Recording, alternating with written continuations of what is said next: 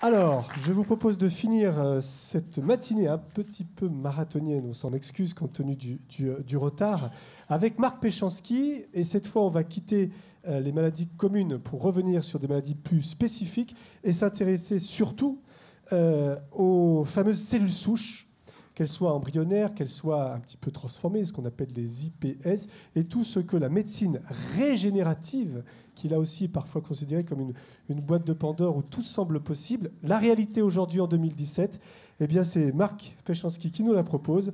Marc, je rappelle, directeur scientifique d'ISTEM. Merci Fabrice. Alors je suis ravi de cette invitation à ce colloque en l'honneur de Pierre Tambourin. Ce dont je vais vous parler, quelque part, je lui dois.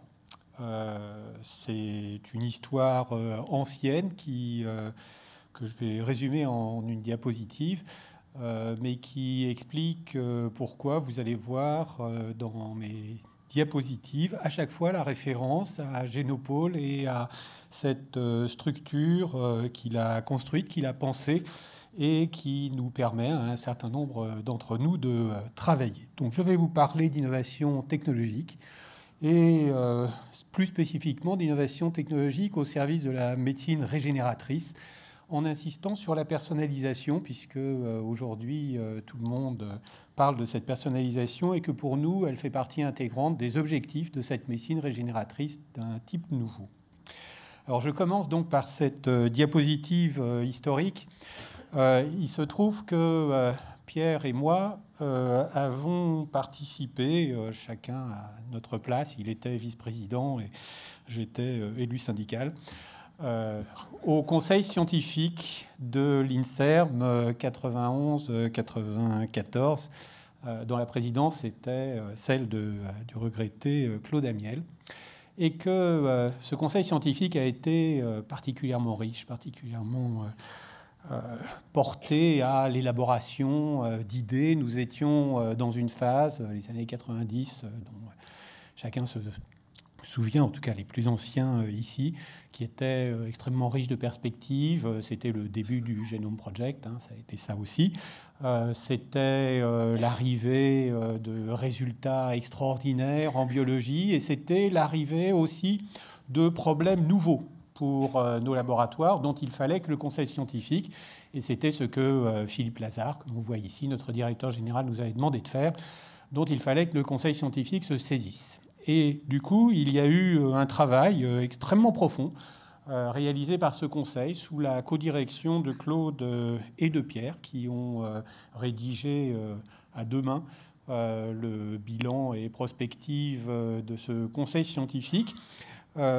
Travail qui a amené à quelque chose qui est résumé dans les documents web de l'INSERM maintenant par un titre qui ne reproduit pas entièrement la richesse de ce dossier. En réalité, il y avait deux thèmes, deux très grands thèmes qui étaient portés par ce bilan. C'était d'une part que la biologie était en train de changer d'échelle, qu'il fallait envisager autre chose qu'un microscope par chercheur, que nous avions besoin de penser très large, de penser à des technologies industrielles rentrant dans nos laboratoires, et que, d'autre part, nous étions devant la nécessité d'une médecine translationnelle. On n'utilisait pas encore le terme, mais ce terme a été évidemment très largement utilisé dans les années suivantes pour exprimer la même idée que cette recherche médicale et en santé que nous développions à l'INSERM devait s'inscrire dans un continuum structurel avec la recherche médicale et avec la clinique. Alors, je vous raconte ça parce que finalement, c'est la base de Génopôle. La base de Génopôle parce qu'en même temps, exactement en même temps, de façon totalement indépendante et parfois conflictuelle, l'AFM développait avec Géléton exactement la même approche. Vous voyez ici Daniel Cohen, il y a Jean qui est dans la salle, je l'ai vu, développait la même approche, c'est-à-dire une approche fondée sur l'utilisation des technologies industrielles pour le développement d'une biologie d'un type nouveau au service de la médecine. Et finalement, c'est la base de Génopôle. Alors c'est la base de Génopole parce que quand vous regardez ce qui se passe à Génopole, vous avez des grands instituts, pour la plupart, qui sont appuyés sur des technologies qui ont en permanence une jouvence nécessaire, un travail de recherche nécessaire, une recherche technologique, et en même temps, il y a cet objectif permanent d'un accès à la translation vers la clinique, éventuellement vers la clinique au travers de l'industrie. Et ça a été toute l'idée du campus que Pierre a, à partir de 1998, construit à Évry, Évry-Corbeil, à Génopole. Évry-Corbeil, petit clin d'œil à Pierre. Nous avons eu un affrontement extrêmement violent avec Pierre au cours de ce conseil scientifique. Cet affrontement était tellement violent que Pierre, de nombreuses années après, m'en a parlé en disant « c'était comme les pires heures d'un amphithéâtre de la Sorbonne en mai 68 ». Effectivement, le gouvernement avait décidé que la recherche devait se faire ailleurs qu'à Paris, donc ailleurs qu'en Île-de-France, et il y a eu cette politique, qui n'a pas été renouvelée d'ailleurs, heureusement, ça n'a duré qu'1 an, de délocalisation. On a mis tout ce qu'on pouvait à l'extérieur et tout. Et dans le conseil scientifique, nous avons effectivement eu une grande discussion dans laquelle Pierre a pris le point de vue, qu'il a quitté heureusement depuis, qu'il n'y avait plus rien à faire à Paris, parlons Île-de-France. Que tout était bourré, qu'on avait trop de monde et qu'il fallait mettre ça en province. Moi, mon laboratoire était à Créteil, donc en banlieue, et mon principal argument à Pierre, c'était « passe le périphérique et tu verras, il y a de la place ». Et j'ai été extrêmement heureux de voir qu'en 1998, lorsque Génopole s'est créé, c'était à Évry. Alors j'ai été moins heureux en 2005 lorsque j'ai rejoint le Génopole et que je me suis rendu compte que c'était à Évry. C'est-à-dire, comme disent les politiciens locaux, à la limite de l'habitat. De l'autre côté, il y a un trou. Bon, c'était un peu mon idée de la délocalisation, mais quand même, c'est un peu choquant quand on y arrive là-bas, en particulier quand on met 2 heures pour y arriver, parce que le RER ne fonctionne pas. Bon, mais enfin, ça a été rattrapé, et donc Génopole s'est effectivement créé à partir de là. Ça a été le grand mérite, vraiment, je le répète, de Pierre, que d'arriver à mettre en pratique ces grandes idées du Conseil scientifique de 91-94, qui avait élaboré ces idées pour l'INSERM, mais aussi globalement pour la recherche biologique. Alors maintenant, je vais vous parler de ce que nous y faisons pour la médecine régénératrice de façon un peu générale. Alors d'abord, cette histoire a commencé... officiellement, en tout cas, en 2005, en réalité un petit peu avant, lorsque la loi française a changé et que nous avons été autorisés, comme l'étaient depuis de très nombreuses années nos collègues un peu partout dans les autres pays scientifiques, à travailler à partir des cellules issues d'embryons humains. Alors, autorisé, c'est une façon de parler, on n'était pas autorisé, mais on avait le droit à des dérogations, etc. Mais enfin, bref, on pouvait le faire.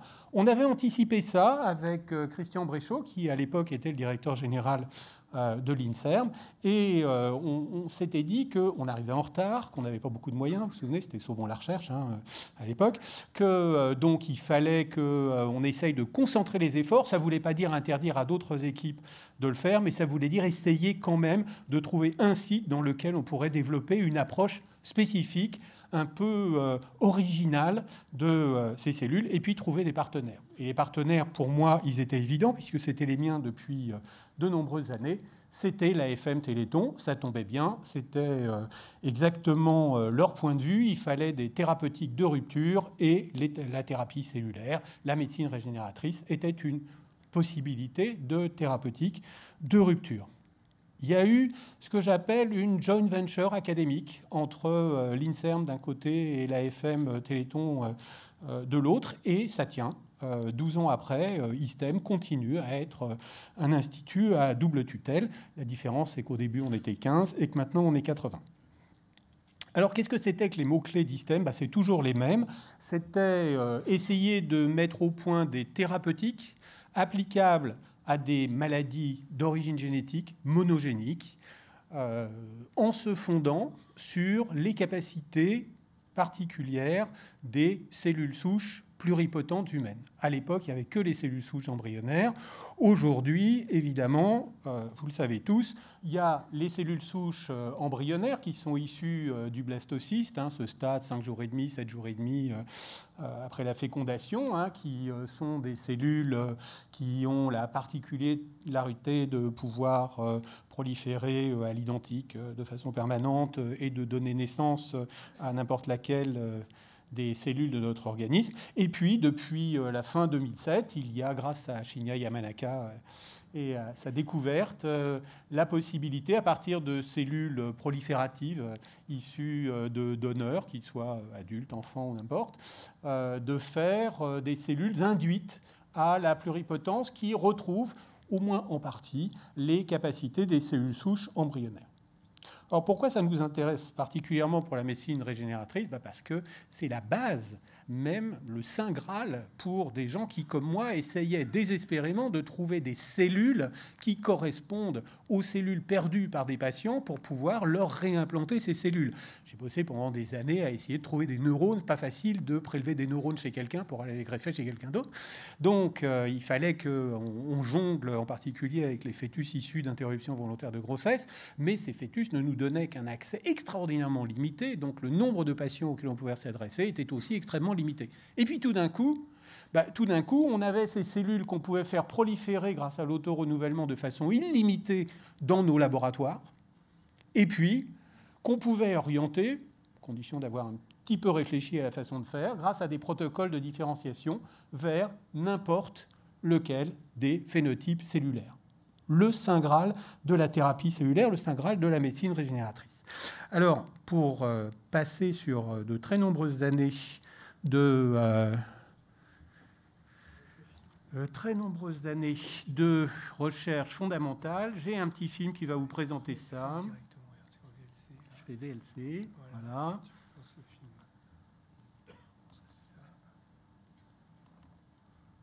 C'est bien ça ? Voilà, c'est ça, et normalement, il y a du son. Dans notre laboratoire, nous sommes désormais capables de produire de très larges quantités de cellules souches pluripotentes humaines qui offrent de nouvelles perspectives pour les applications de médecine régénératrice. À ISTEM, nous sommes en particulier intéressés par la maladie neurodégénérative d'Huntington, la dégénération maculaire et les greffes de peau. En particulier, un de nos programmes les plus avancés concerne l'utilisation de peau créée à partir de cellules souches pluripotentes humaines pour traiter des ulcères cutanés associés à une maladie génétique, la drépanocytose. Nous avons en effet identifié la possibilité de convertir de façon efficace et reproductible les cellules souches pluripotentes humaines en kératinocytes qui représentent les cellules de la peau.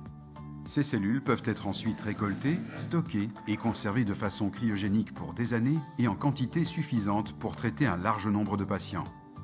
Ces kératinocytes issus de cellules souches pluripotentes humaines présentent la caractéristique de pouvoir générer toutes les cellules formant un épithélium pluristratifié, permettant ainsi de pouvoir générer un pansement de peau humaine qui peut être modelé pour adapter la forme que l'on souhaite. À ISTEM, notre objectif est de transformer cette recherche fondamentale en recherche appliquée et ainsi traiter les ulcères cutanés associés à la drépanocytose. Pour cela, nous devons respecter différentes règles nous permettant d'aller dans un avenir proche à la clinique telles que la sécurité et la reproductibilité du greffon généré. Notre objectif final est de pouvoir appliquer un pansement sur les ulcères cutanés et permettre une cicatrisation efficace chez ces patients.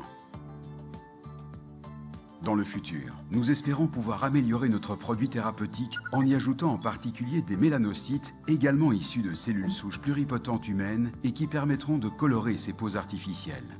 Ceci permettra de pouvoir créer une peau artificielle qui sera totalement en adéquation avec celle du patient, lui offrant une meilleure qualité de vie. Voilà. Désolé pour la petite manipulation, ça passait pas d'un ordinateur à l'autre. Alors, voilà en quelques mots le programme de la médecine régénératrice. Vous avez vu, c'est relativement simple. On a des cellules, on les fait en laboratoire, et puis on les amène à devenir les cellules dont on a besoin Dans le cas des ulcères cutanés dont je vais vous parler, il s'agit de kératinocytes basaux, ceux qui forment la couche inférieure de l'épiderme et qui spontanément vont donner naissance à l'épiderme pluristratifié. Et puis, on prépare ça pour les patients, on donne ça aux médecins et ils vont implanter ça chez les malades.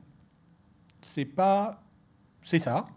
Et en même temps, vous allez voir qu'il n'y a pas de petit travail de recherche en réalité quand on passe dans la médecine régénératrice comme quand on passe dans n'importe quelle thérapeutique. Alors, le travail dont je vais parler a été fait essentiellement par l'équipe de Christine Baldeschi, dont l'objectif est de faire cette partie-là, c'est-à-dire construire des banques de cellules à partir desquelles on va pouvoir traiter des lésions épidermiques intraitables pour l'instant. L'origine de ça, c'est un travail que l'on doit à Gilles Waxman, qui est mort prématurément avant même de voir d'ailleurs la publication de ce travail, mais qui nous avait rejoint et auquel je veux rendre hommage quand même parce qu'il est un de ceux qui ont cru à Génopôle les plus précocement. Il est arrivé en 96, en fait, à Évry, avec Francis Quétier pour monter la biologie à l'université d'Évry. Et il y a travaillé ensuite avec son laboratoire de recherche qui avait rejoint ISTEM, malheureusement, avant son décès. Et donc, ce travail a abouti, et c'est le propre d'une recherche translationnelle que d'être d'abord, et il faut s'en souvenir parce que les politiciens ont tendance à l'oublier, une recherche fondamentale. La recherche fondamentale, c'est la recherche des signaux, c'est la recherche des gènes, c'est la recherche, bref, des modèles sur lesquels on peut s'appuyer, qu'il y ait ou pas au bout une utilisation immédiate dans une médecine translationnelle ou dans l'industrie. La recherche fondamentale, c'est une recherche cognitive absolument indispensable et c'est celle que menait Gilles et son équipe. Cette recherche a abouti à ISTEM à l'identification, qui a été publiée donc fin 2009, d'un protocole qui nous permettait, à partir de cellules souches embryonnaires ou d'IPS d'ailleurs, d'arriver à des kératinocytes qui, une fois mis dans de bonnes conditions, donnaient un épithélium pluristratifié. Super. À partir de ce moment-là, on a poussé les expériences vers l'application, c'est-à-dire qu'on a commencé par regarder si ça marchait in vivo, et ça marchait lorsqu'on mettait des cellules humaines ayant reconstruit un épiderme à la place d'un épiderme chez la souris, on avait effectivement une reconstitution d'un épiderme qui était un épiderme humain avec des marqueurs humains qui se substituaient donc à l'épiderme de souris qui était éliminé. Bref, on a poussé un certain nombre d'expériences comme ça et dès 2010, en fait, fin 2010, nous étions prêts à passer à la préparation des essais cliniques, c'est-à-dire à la médecine régénératrice. On a choisi, avec l'avis de quelques collègues, notamment de Selim Arakninji, on a choisi de s'orienter vers cette lésion, qui est une lésion épidermique assez spécifique, contrairement à ce qui se passe par exemple dans le diabète où les ulcères cutanés sont perforants. Là, on a une lésion épidermique qui est l'ulcère cutané qui complique la drépanocytose. Quand les patients drépanocytaires ont passé les étapes mortelles de la maladie dans l'enfance, qu'ils arrivent à l'âge adulte, qu'ils commencent à avoir une vie à peu près convenable, sous traitement évidemment, eh bien, se développent des complications, dont cette complication terrible qui est l'ulcère cutané permanent. Des ouvertures comme ça qui laissent le derme à vif, qui provoquent donc des douleurs effroyables, des infections, des risques d'ankylose, bref, tout un cortège de symptômes contre lesquels les traitements de la drépanocytose ne font rien.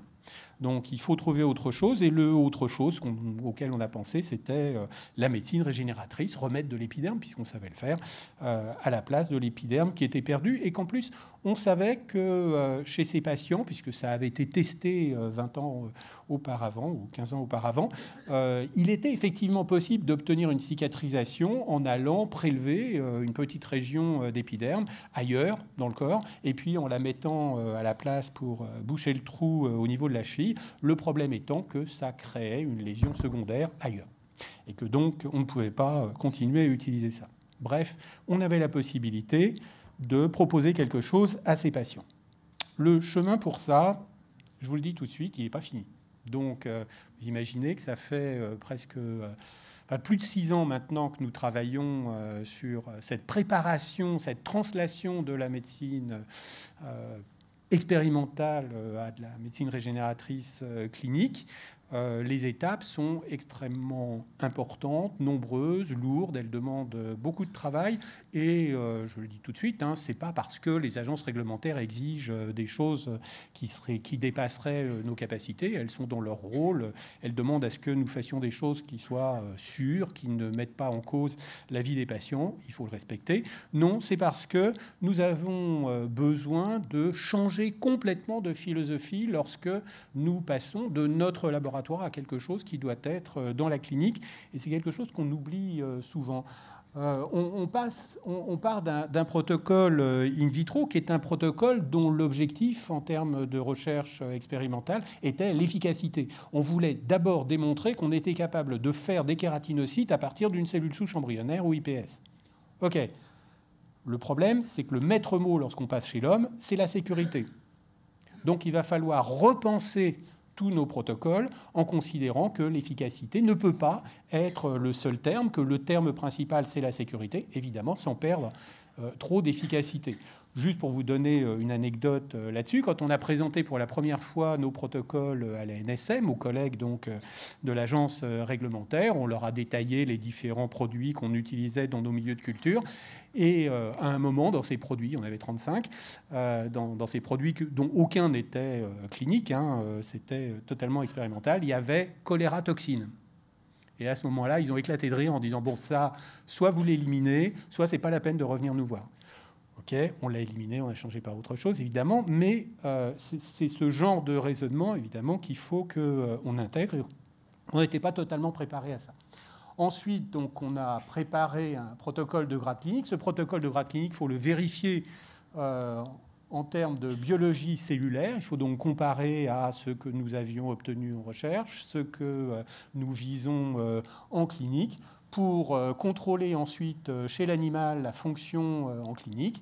Tout ça pour amener à quelque chose qui est extrêmement lourd et prenant, qui s'appelle la toxicologie réglementaire, c'est-à-dire la nécessité dans laquelle nous sommes de démontrer que notre produit ne va pas être toxique, ce qui, pour des cellules, veut dire que nous n'avons pas de biodistribution anormale. Quand on va greffer les cellules à la place de la peau, ça ne va pas se disperser dans le foie ou dans le cerveau. Et puis, parce que ce sont des cellules pluripotentes, qu'elles ne vont pas former de tumeurs. À partir de là, on peut aller vers l'essai clinique, sauf que tout ça, c'est de la production de labo, c'est de la production manuelle, c'est de la production classique, et que lorsqu'on veut aller chez un nombre pertinent de patients, il faut envisager autre chose. Envisager autre chose, c'est envisager les technologies qu'il va falloir mettre en place, qui n'existent pas en général, donc il faut créer, pour faire la production de masse nécessaire pour traiter un nombre de patients pertinents.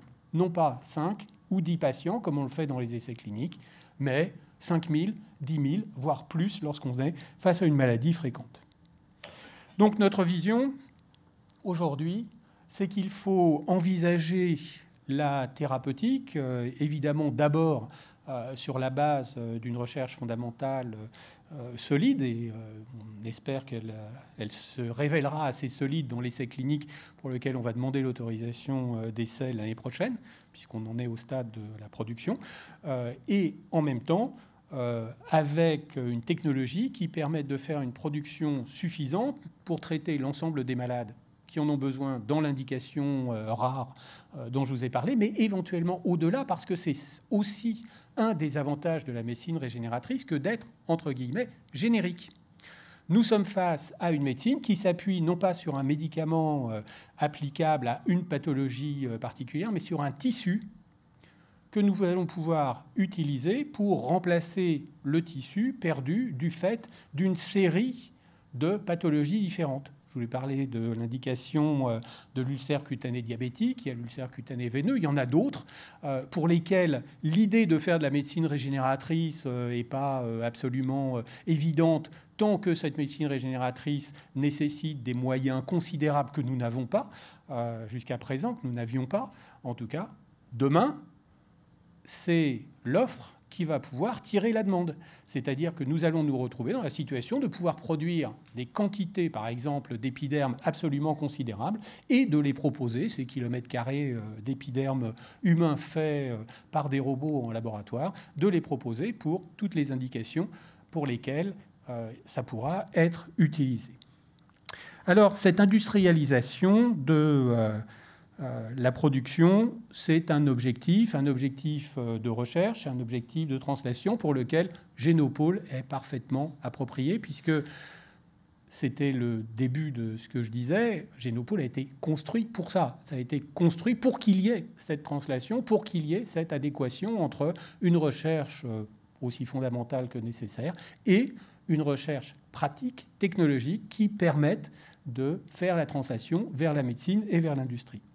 Alors, je ne sais pas si le robot va tourner. Je dois le remettre une nouvelle fois en VLC, c'est ça ? Ah, tu ne sais pas s'il est sur VLC.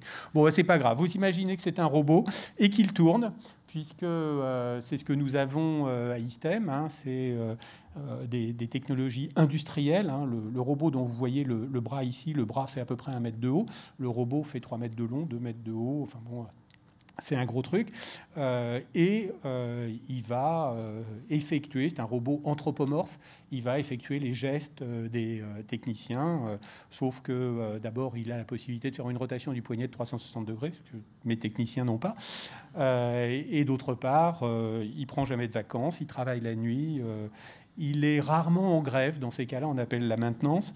En tout cas, il est capable de faire des quantités de cellules qui étaient totalement exclues à la main. Vous en avez ici un exemple, alors que l'ingénieur Olivier Chose, qui s'occupe de ça, quand je lui ai... Il m'a écouté récemment et il a hurlé parce que, en fait, les chiffres maintenant sont 5 ou 10 fois supérieurs à ceux que j'avais. C'est une diapo qui date de l'année dernière. Mais en gros, à partir de 750 000 cellules souches embryonnaires, en 3 semaines, Olivier et son équipe vont jusqu'à 325 millions de kératinocytes. Donc des productions, donc il faut maintenant multiplier, disons 1 milliard, hein, pour simplifier, de cellules utilisables, sachant que pour un ulcère cutané drépanocytaire, il nous faut entre 3 millions et 5 millions de cellules pour un patient. Donc les chiffres commencent à devenir à peu près raisonnables. On espère évidemment les faire grandir. Alors, le problème que vous avez tous dans l'esprit, évidemment, et avant que quelqu'un me pose la question, c'est le rejet immunitaire. Évidemment, la thérapie cellulaire, c'est une greffe. C'est une greffe entre un donneur et un receveur, donc qui est exposé au rejet immunitaire. Alors, il y a une solution qu'on va éliminer tout de suite, qui s'appelle la médecine autologue.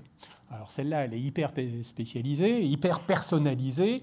Hein. Grâce aux cellules IPS, vous pouvez prendre des cellules, par exemple, dans le sang d'un patient, et puis en faire une lignée de cellules souches pluripotentes, faire à partir de ça, par exemple, pour le traitement d'une maladie de Huntington neurodégénérative, les neurones nécessaires, et puis lui réimplanter les neurones dont il a besoin. Okay. Bon, en dehors du fait que les neurones que vous allez réimplanter sont porteurs de la mutation génétique, ce qui, bon, en soi est un problème. Hein, l'autre problème, c'est qu'il faut, en gros, 6 mois de travail dans des conditions GMP particulières, avec du personnel dédié et tout, pour faire une lignée cellulaire. Nos collègues japonais qui s'étaient lancés là-dedans, ils ont fait un essai qui a commencé avec un premier malade qui était implanté dans la rétine et puis un deuxième malade qu'ils n'ont pas implanté, ont arrêté leur essai parce qu'ils ont calculé qu'en gros, ça leur coûtait $1 million pour faire une lignée, c'est-à-dire pour faire un traitement.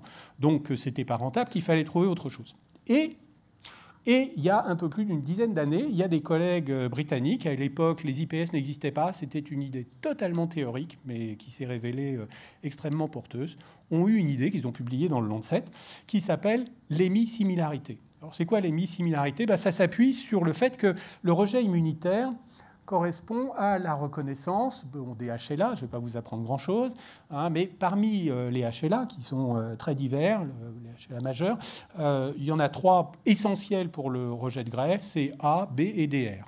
Okay ? Comme on a une expression biallélique de A, B et DR, en fait, on a 6 paramètres. On a 2A, 2B et 2DR. Et le patrimoine immunitaire qui sert à la reconnaissance donc, du soi, dans les greffes en tout cas, on considère d'abord, il n'y a pas que ça, mais on considère d'abord que ça s'appuie sur la reconnaissance de ces 6 paramètres. Sauf que le système immunitaire, du moins c'était l'hypothèse soutenue largement par ses collègues et un certain nombre d'autres immunologistes que j'avais interrogés à l'époque, pensait que le système immunitaire ne réagirait pas à l'absence d'une partie des antigènes du soi. C'est-à-dire que si au lieu des 6 paramètres que nous avons quand on est hétérozygote avec des haplotypes différents, comme reconnaissance de notre soi, si au lieu de ça, nous recevons des cellules qui ne sont porteurs que de 3 des paramètres, mais que ça soit les bons, notre système immunitaire ne réagirait pas. Alors c'est quoi ? C'est ce qu'on appelle les superdonneurs maintenant, mais triple homozygotes. Ils ont le même A, le même B et le même DR. Alors c'est resté théorique jusqu'à il y a 3 mois. Il y a 3 mois, les collègues japonais ont publié un travail dans lequel ils ont regardé les réponses immunitaires chez le singe entre des greffes allogéniques discordantes et des greffes hémisimilaires de ce genre. Et il n'y a pas de rejet sur les hémisimilaires, alors que les allogéniques l'étaient. Donc, on a une première vérification de cette hypothèse. Alors, en quoi c'est important ? Finalement, les chiffres, je vais un peu les inventer comme ça, mais disons qu'on a 20 possibilités de A, 40 possibilités de DR et 40 possibilités de B et 20 possibilités de DR. Il faut que je reprenne mes trucs, autrement je vais me tromper de chiffre. Ça nous donne une variabilité dans la population générale de 20 fois 20 fois 40 fois 40 fois 20 fois 20, ce qui, pour tous les polytechniciens comme Pierre, veut dire 256 millions de possibilités. Bien, quand on réduit ça à 3 paramètres, un A, un B, un DR, on est en racine carrée de ça, et là on est à 16 000. 16 000, ça veut dire qu'il est possible, c'est lourd, mais il est possible de faire une banque de cellules qui couvrirait la diversité générale de la population de la planète. Et finalement, on s'est lancé là-dedans. Alors, on s'est lancé là-dedans au niveau international, dans un groupe qui s'appelle le GATE, Global Alliance for iPS Therapies, en se disant que si chacun créait sa propre haplobanque un petit peu partout, on aurait la diversité génétique de chacun. Pourquoi ? Parce que nous, on a publié un papier qui sert de référence à ça il y a 3 ans maintenant. En fait, il y a des effets de population qui sont très forts. Bon, on descend tous d'Adam et Ève, d'accord, ça c'est acquis, mais en dehors de ça, même si on est tous cousins, on est quand même très différents avec les Chinois, avec les Japonais, etc. En revanche, parmi les Caucasiens, on est très proches. Qu'est-ce que ça veut dire ? Ça veut dire que quand on a regardé les triples homozygotes superdonneurs A, B et DR, dans les registres de greffe de moelle aux États-Unis, parce qu'ils ne sont pas politiquement corrects, donc on pouvait regarder les origines ethniques, ça nous permettait de serrer les Caucasiens. En France, on ne peut pas le faire, c'est tout mélangé. On s'est rendu compte que parmi nous, et là je dis vraiment parmi nous, parce que vraisemblablement il y en a un, au moins statistiquement, il y a un superdonneur qui est A1, B8, DR3, triple homozygote, et qui va servir à lui tout seul 14,5% de la population caucasienne. Le deuxième, A3, B7, DR15, il va servir 6,5%. Comme il y a une petite superposition, à eux deux, ils servent 1/5 de la population. Alors évidemment, après, c'est asymptotique, c'est de moins en moins répandu, mais enfin quand même, avec 20 superdonneurs bien choisis, nous allons à plus de 50% de la population. Et avec 100 à 75% caucasienne. Alors, Il se trouve que c'est la même chose chez les Han, les Chinois, qui sont assez nombreux, ils sont 800 millions. Donc il y a aussi un super donneur qui dépasse 12%. Et puis bon, ensuite, un truc asymptotique comme ça, ça donne quand même très envie. Et puis ça donne très envie d'avoir cette association internationale parce que mon collègue Paul Tam à Hong Kong, il a évidemment beaucoup plus facilement les super donneurs qui vont nous servir à nous pour la médecine régénératrice de nos patients de la porte de Choisy. Et nous, on a évidemment ceux qui vont lui servir pour ces caucasiens. Donc, c'est vraiment un échange international. Et avec Anne-Lise Benasser, à Génopôle, nous allons installer cette haplobank. C'est un travail qui démarre maintenant. Dans les semaines qui viennent, les travaux vont commencer. Et c'est une grande association. Ça nous donnera la possibilité d'accéder à un grand nombre de super donneurs potentiels à partir desquels nous allons faire des lignées IPS de grade clinique pour nous associer avec l'ensemble des banques de Gate et fournir comme ça les cellules de base.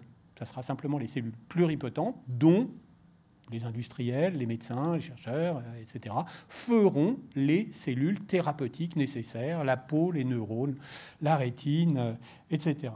Alors, pour faire ça, je vous ai parlé de grandes technologies nécessaires, de robots et tout.